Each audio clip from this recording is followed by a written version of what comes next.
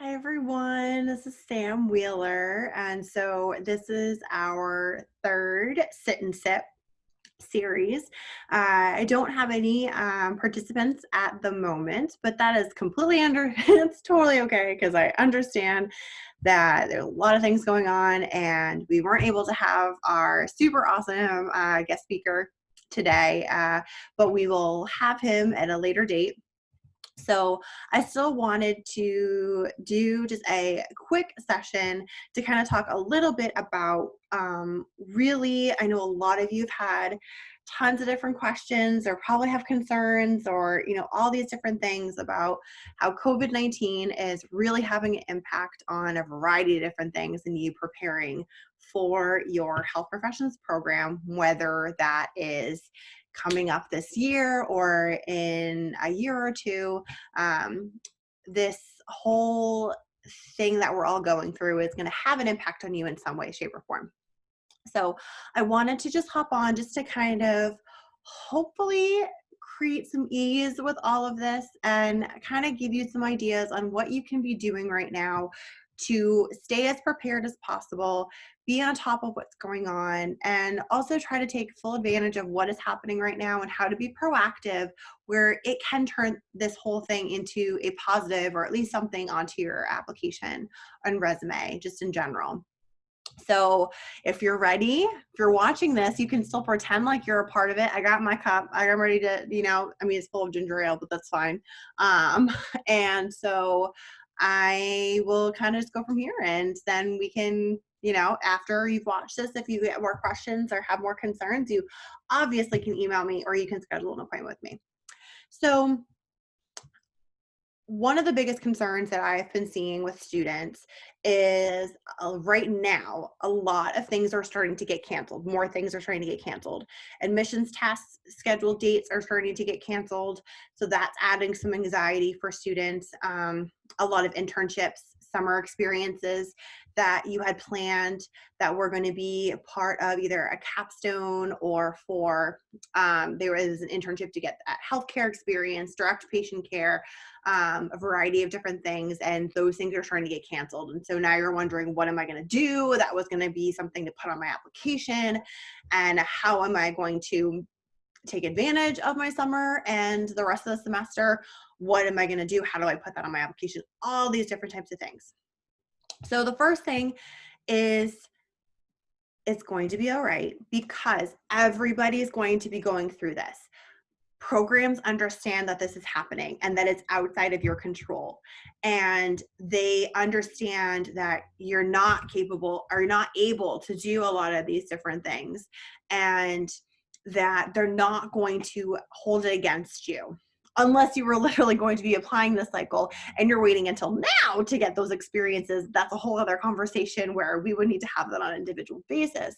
But they understand. They're being understanding. They are trying to figure it out on the fly just as much as all of us are.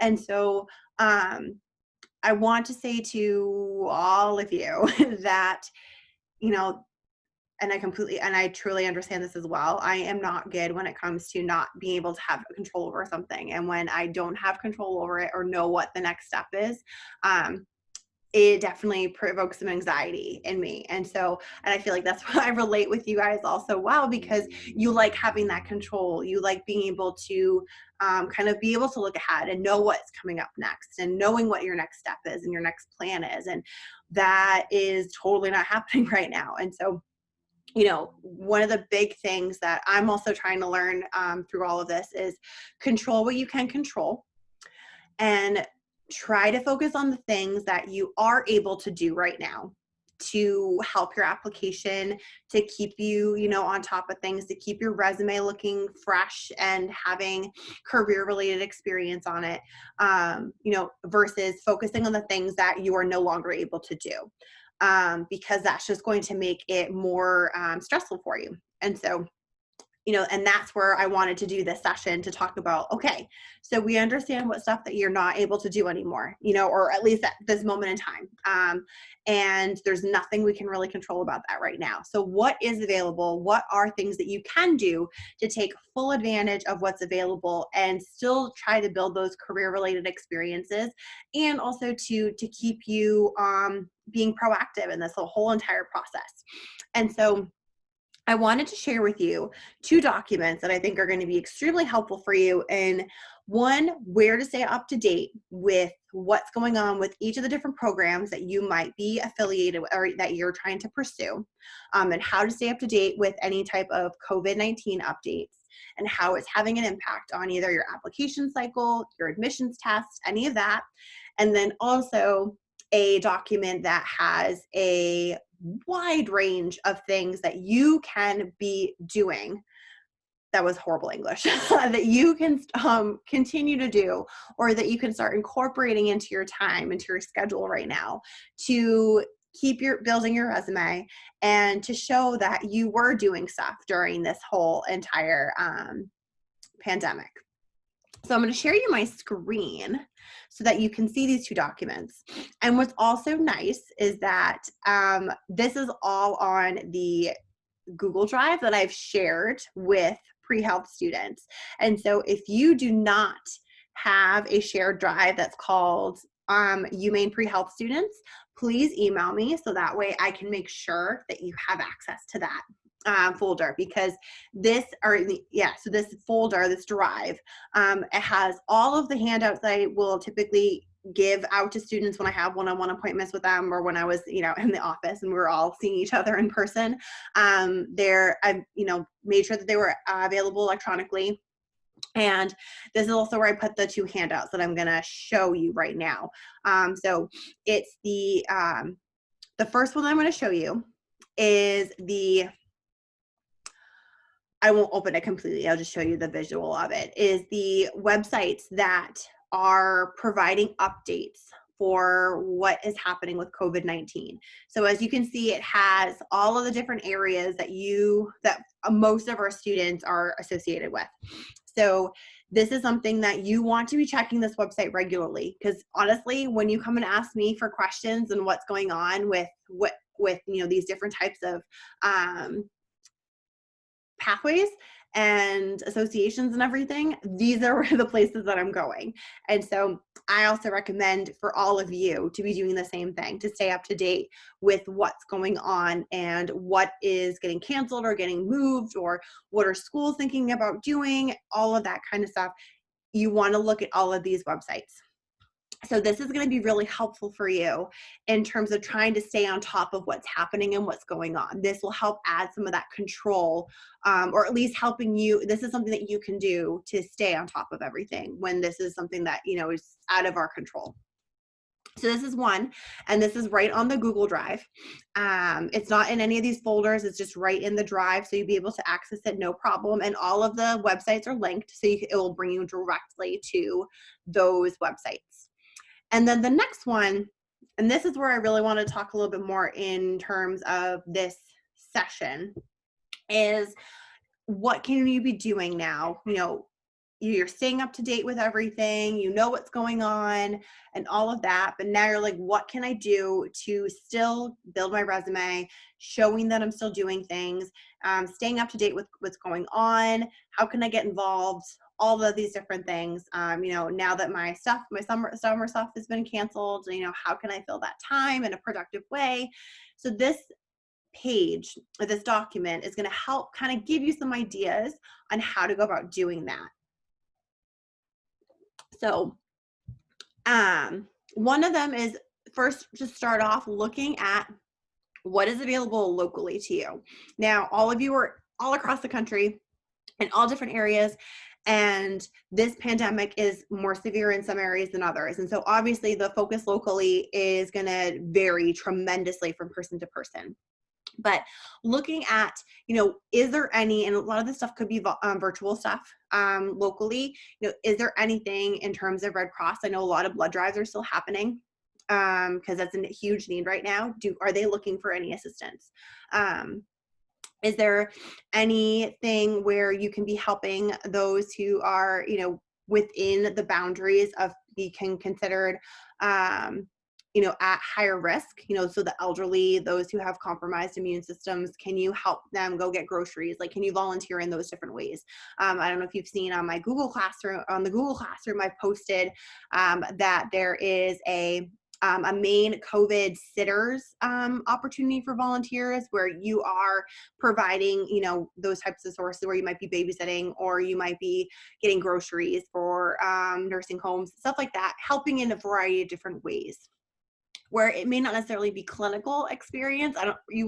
Honestly, a lot of this stuff that you're going to be trying to do to stay proactive and active with everything, you're not going to get a ton of clinical stuff, and that's okay.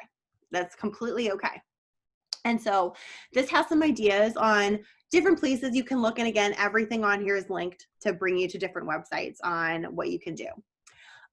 There's also a ton of different opportunities and websites out there for virtually volunteering. This is something I did not know you could do until this whole thing happened, where there are a lot of different options and opportunities out there to still do some volunteering if that is something that's important to you.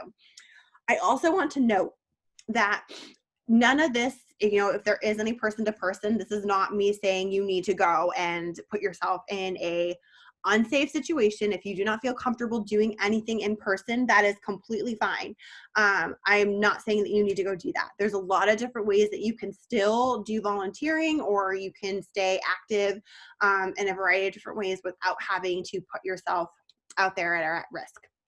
And so here are some other resources for looking at those types of things. Also, there are opportunities for you to maybe start networking with health professionals. And so you're probably thinking, well, how can I do that if I can't go and meet with a professional in person? So you might be able to, I was shocked that I was able to get so many alum health professionals to be a part of these sit and sips. A lot of them, their schedules are a little bit different, and it might be more of you're doing informational interviews versus doing job shadowing. And you can gather a lot of really great information from informational interviews, especially from alums who are working in the field right now and are, having to deal with this pandemic and how is it affecting their role, and also getting advice on, what made you want to go into this career path? What is your advice in going into, preparing your application and all of that. And so you can really gather a lot of great information from an informational interview. And a great way to kind of do that is connecting with alums on LinkedIn, or, I can still help you in the same way I would with shadowing. I can still maybe help you connect with different alums for having those types of informational interviews and those conversations so that you can gather that type of information. This is a great time to do more research on the schools that you're interested in and learning more about what programs you want to go into and what is something that what is important to you with looking at a program. This is a great time to do a lot of internet research on careers and programs and all of that. So there's a lot of opportunity and time for that. Another is a lot of places now are offering free courses. I know you're probably thinking the last thing I want to do is take more classes, but this is another way for you to show, even though you weren't able to or not able to go and volunteer at a hospital or do job shadowing, or your internship, got canceled and you were going to be doing research in a lab, or you were going to be working at Maine Medical Association, a variety of different things. A way to still show that you're still trying to gain that knowledge and try to gain more information is taking a class. Now, the classes that are listed here, and again, they're all linked. These are, a lot of them are classes that are focused on healthcare, and they're classes that UMaine doesn't offer. So all of the Ivy League schools are offering free classes, and some of them are super cool. A lot of them are focused in public health or in global health. There's actually a class about pandemics at Harvard, so that might be a cool class to take.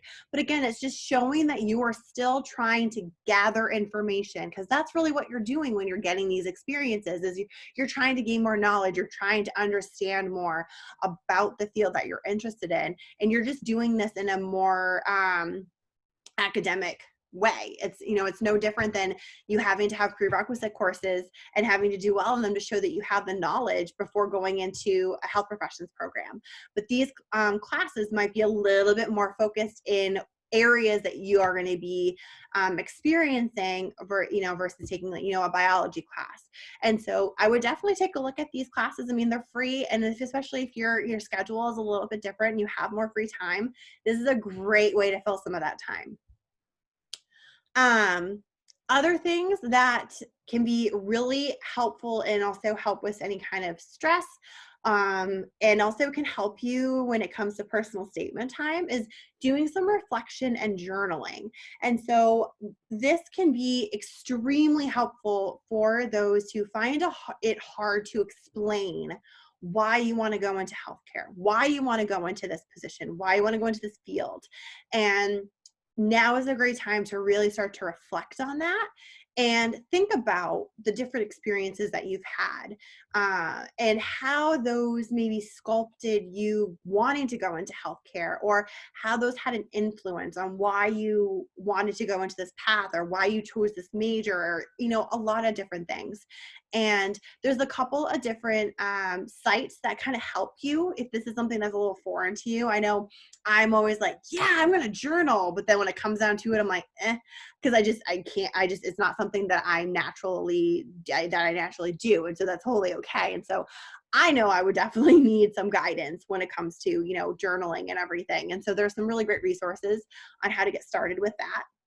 And if you do need any assistance or want help with starting a personal statement, I can also help you with that. I have some different handouts that can help with getting that started.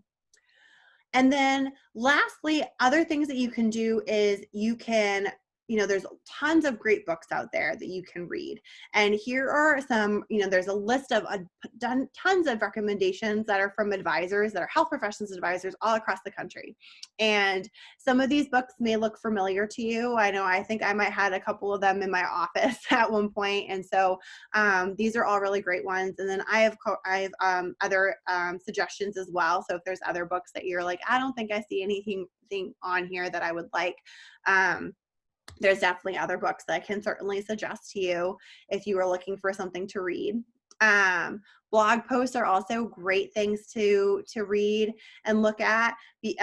No, of course, they're going to be a little bit more opinion based, obviously, and so that doesn't necessarily mean it's the end all be all with these blogs. But a lot of the times, medical students, health profession students are the ones who are doing these blogs, and they're writing from their perspective. And so these are some really great things to learn more about. It's kind of similar to an informational interview. You're getting to hear it from the student themselves.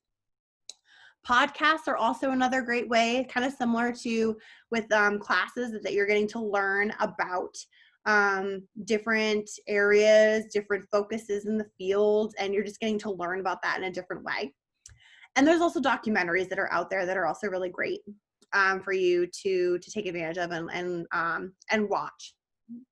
And then so also this is a great time for you to just take care of yourself.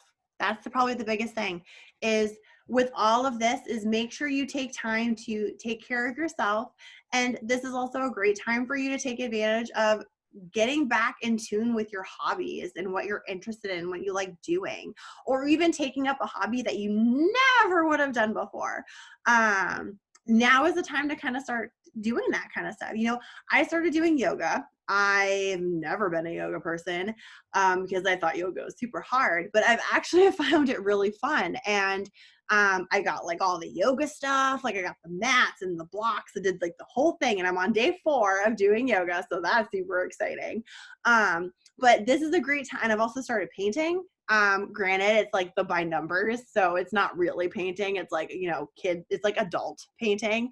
But, other than like the coloring books things, but still, finding different things to do that maybe you've always wanted to do, if you've always wanted to cook or garden, stuff like that. But, these are all ways that are going to help you in terms of your self-care. You want to make sure you're taking care of yourself because this is a great time to also wind down. and try to, not do all the things, because I know all of you guys want to do all the things and you don't have to do that.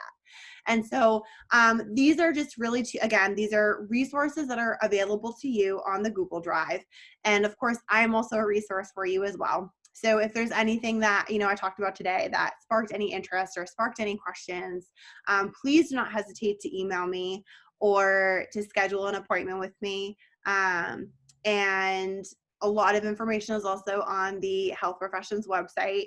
So thank you so much for watching and listening, even though it's not right at this moment in time, but after the fact. So I hope this was helpful for you all. And you guys are all doing fantastic and you're doing great. We're all going to come out of this stronger, and we're all going to be super Zoom gurus and just computer gurus. So I hope you all enjoy the rest of your day, and know that our next Sit and Sip series is on Thursday, the 16th at 4. And we are going to have a guest speaker, Sean Sibley, who is a nurse, or actually an FNP, a family nurse practitioner at Cutler Health Center. And he is also a UMaine alum. And he also is a Career Center alum. He used to be our grad assistant and also our career assistant for, forever. So, so he is going to be fantastic for a guest speaker on Thursday. So I will see you all then.